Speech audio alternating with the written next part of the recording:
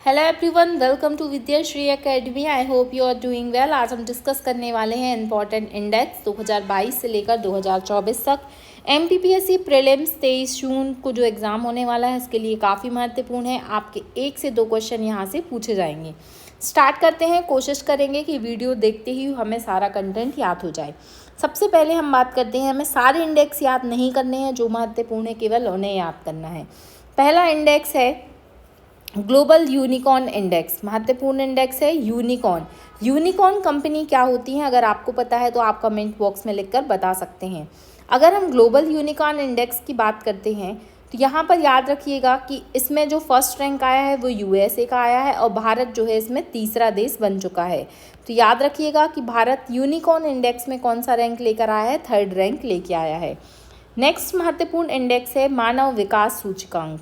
अगर हम HDI index की बात करते हैं, ह्यूमन डेवलपमेंट इंडेक्स की, तो इसको कौन सी संस्था निकालती है या कौन सी संस्था इसको पब्लिश करती है, ये क्वेश्चन एमपीपीएससी में आ चुका है। याद रखिएगा, जो यूनाइटेड नेशन डेवलपमेंट ऑर्गेनाइजेशन है UNDP के द्वारा ये इंडेक्स लाया जाता है।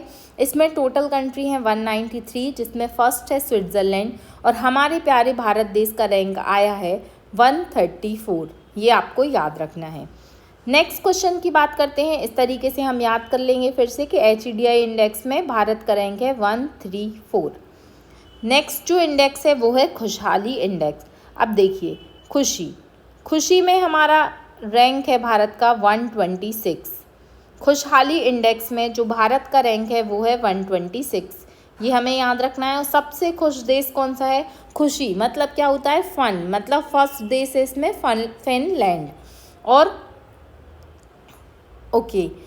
यहाँ पर जो सतत विकास समाधान नेटवर्क है वो इसको जारी करता है। ये इतना महत्वपूर्ण नहीं है।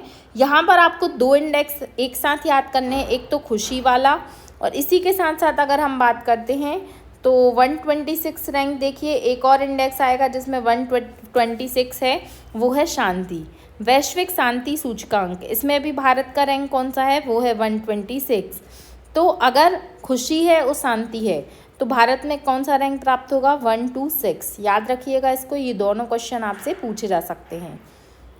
नेक्स्ट जो इंडेक्स है वो है लैंगिक असमानता सूचकांक, जेंडर इनइक्वालिटी इंडेक्स। ये इसको भी कौन सी संस्था पब्लिश करती है? तो UNDP के द्वारा ये जारी किया जाता है।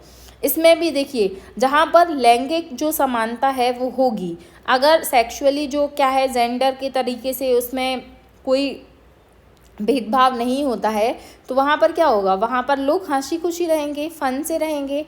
इसका मतलब क्या है कि फिनलैंड ने लैंगिक असमानता सूचकांक फर्स्ट रैंक लेके आया है। और अगर हम इसकी बात करते हैं, यहाँ पर भारत का रैंक है 108। ये आपको याद रखना है। तो 108 वैसे भी शुभ अंक होता है। तो 108 मतलब क्या है? भारत में अगर कोई भी असमानता नहीं रहेगी तो वर्तमान में स्थिति जो है वो 108 नंबर पर है। नेक्स्ट जो है महत्वपूर्ण है अंतर्राष्ट्रीय बौद्धिक संपदा सूचकांक, जो इंटेलेक्चुअल तरीके से जो हमें यहाँ पर सुविधाएं प्राप्त हैं उसके आधार पे निकलता है। और इसमें भारत का रैंक है 42। याद रखना है आपको। जो अंतर्राष्ट्रीय बौद्धिक संपदा सूचकांक है इसमें भारत का रैंक है 42। और टॉप कौन करेगा? टॉप करेगा USA। ये तो बनी सी बात है। फिर अगर हम भ्रष्टाचार धारणा सूचकांक की बात करते हैं, करप्शन इंडेक्स में, जो ट्रांसपेरेंसी इंटरनेशनल के द्वारा इसको निकाला जाता है, टोटल देश हैं 180, जिसमें जो डेनमार्क है वो फर्स्ट नंबर पर आया है। मतलब डेनमार्क में करप्शन जो है वो बहुत ही कम होता है और भारत का रैंक आया है इसमें 93। ये आपको याद रखना है। नेक्स्ट जो है इंडेक्स वो है global fire power index. Global fire power ranking में 2024 में भारत का जो स्थान है वो चौथा है। ये याद रखना है आपको। फर्स्ट रैंक पर है अमेरिका और भारत का रैंक है चौथा। अब हमें सिर्फ पढ़ना नहीं है, याद भी करते जाना है। तो सबसे पहले हमने याद किया था महत्वपूर्ण इंडेक्स HDI हमने कैसे याद किया था? ह्यूमन डेवलप इंडेक्स में 134 रैंक है भारत का। इसके साथ साथ सेकंड महत्वपूर्ण था खुशी वाला और शांति वाला, दोनों में हमने याद किया था 126 रैंक है। इसके बाद हमने क्या कहा था कि अगर हम लैंगिक असमानता की बात करते हैं तो भारत का रैंक था 108। और उसके बाद हमने याद किया भ्रष्टाचार धारणा सूचकांक, तो भ्रष्टाचार में भारत का रैंक है 93। ओके, आपको थोड़ा सा देख लेना है यहाँ पर कि 2022 का कौन सा है, 23 का कौन सा है, 24 का कौन सा है। फिर ग्लोबल फायर पावर इंडेक्स, तो सबसे पहले तो अमेरिका ही आएगा, लेकिन भारत अभी चौथे नंबर पे है। होपफुली भारत इसमें और अच्छा प्रदर्शन करेगा। इसके बाद हेनले पासपोर्ट इंडेक्स, तो ये आप स्किप कर सकते हैं क्योंकि ये हर बार बदलता रहता है, इसके बहुत सारे इंडेक्स निकलते हैं। फिर जलवायु परिवर्तन प्रदर्शन सूचकांक, ये काफ़ी महत्वपूर्ण है। जर्मन वॉच जो संस्था है वो निकालती है इसको, और इसमें हम बात करते हैं भारत का 7वां स्थान आया है।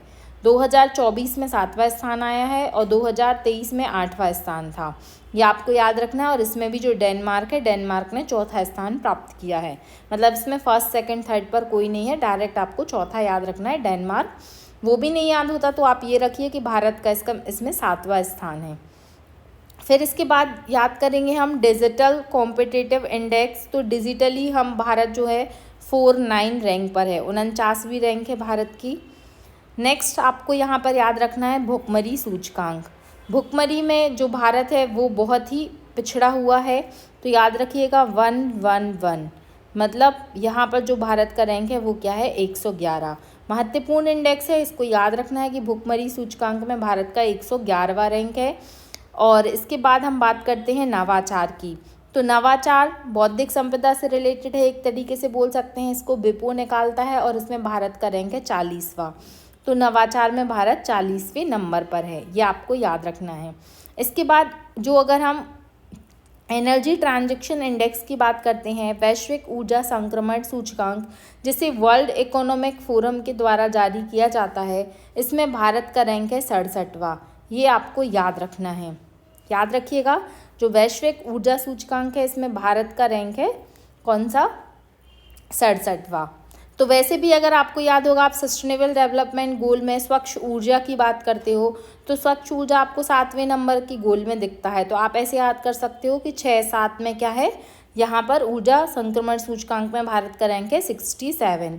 इसके बाद हमें याद रखना है कौन सा इंडेक्स, वो है शांति सूचकांक। तो वैश्विक शांति सूचकांक 126 है खुशहाली के साथ, ये हम पहले भी याद कर चुके हैं।